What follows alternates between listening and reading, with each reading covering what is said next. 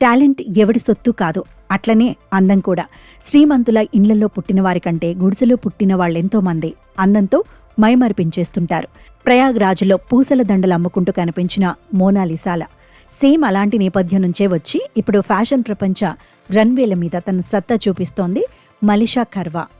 ముంబై సముద్ర తీరంలోని ఓ చిన్న గుడిసె, ఒకప్పుడు కరెంటు లేకుండా నీళ్లు లేకుండా జీవితం గడిపిన బాలిక ఇవాళ ప్రపంచంలోని పెద్ద పెద్ద ఫ్యాషన్ మ్యాగజైన్స్ కవర్ల మీద నవ్వుతూ కనిపిస్తోంది.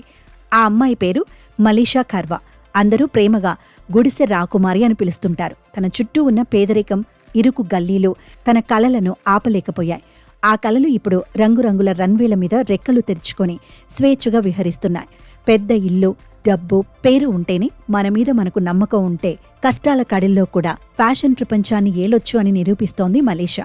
మలిషా తండ్రి పిల్లల బర్త్డే పార్టీలో జోకర్గా మారి ముఖంపై గీతలు గీసుకొని నవ్విస్తూ డబ్బు సంపాదించేవాడు.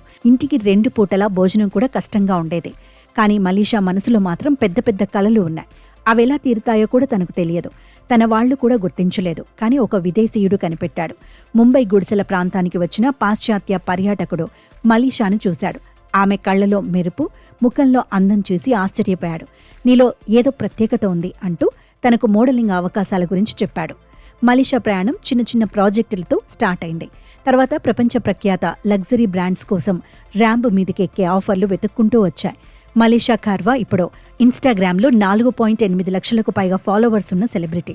ప్రపంచంలోని పెద్ద మ్యాగజైన్స్ కవర్ పేజీలకు ఆమె ఎక్కింది. డబ్బు వచ్చిన మొదటి రోజు ఆమె చేసిందేమిటో తెలుసా? తన కుటుంబానికి ఓ ఇంటిని కొన్నది. గుడిసె నుంచి ఓ సౌకర్యవంతమైన ఇల్లు కట్టే స్థాయికి ఫ్యాషన్ తనను తీసుకొచ్చింది. గుడిసెలో పుడితే గుడిసెల్లోనే ఉండిపోవద్దనేది తన లక్ష్యం. అందుకే ఎగతాళి చేసినోళ్లతోనే శభాష్ అనిపించుకుంటోంది.